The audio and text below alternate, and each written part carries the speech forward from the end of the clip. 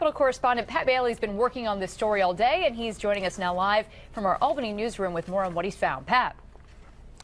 Well, Dory, on board with this borrowing idea, the governor, who calls it an investment in our students and classrooms. Lukewarm on the idea, the head of the teachers union, who wants the funds to go elsewhere.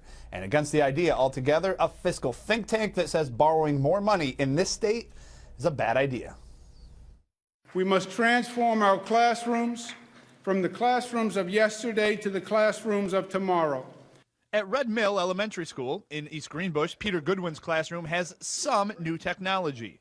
We can use the technology to explore it further. However, not everything is up to date. Actually, these computers, while they are currently adequate to task, these computers are about 8 years old. Goodwin says although the computers work, they are hardwired. The fifth grade science teacher, who is also on East Greenbush Technology Board, says the district is trying to get Wi-Fi. He says grant money would help speed up that process. Does the technology make a difference when it comes to teaching and learning? Absolutely, absolutely. The ability to keep a child's attention for the entire class period is just so important, to keep them engaged. The challenge with a bond, of course, is you've got to first get the bond passed. New York State United Teachers Union President Dick Iannuzzi says although money for technology is important, general operating money is just as important. I mean, we have schools in this area and in the capital region and in other parts of the state that are crumbling.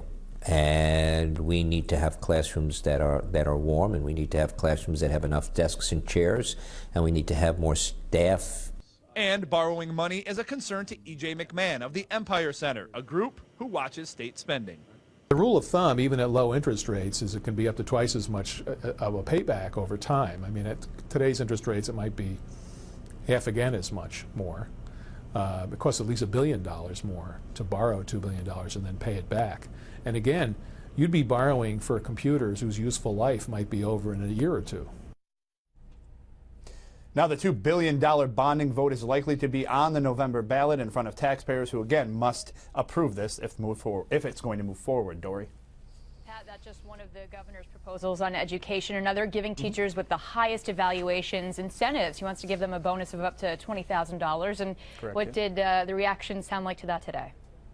Well, Dory, actually, it was an interesting one. One teacher told me while they would love having a huge bonus, it's not why they teach, and that would not create any more incentive to be better, saying that most teachers strive for that daily. And the head of the teachers union says it's a, quote, failed experiment. Find out why. I'll look more into that story coming up tonight at 6 o'clock. Curious to hear why. All right, Pat Bailey live in Albany. Thank you, Pat. Now,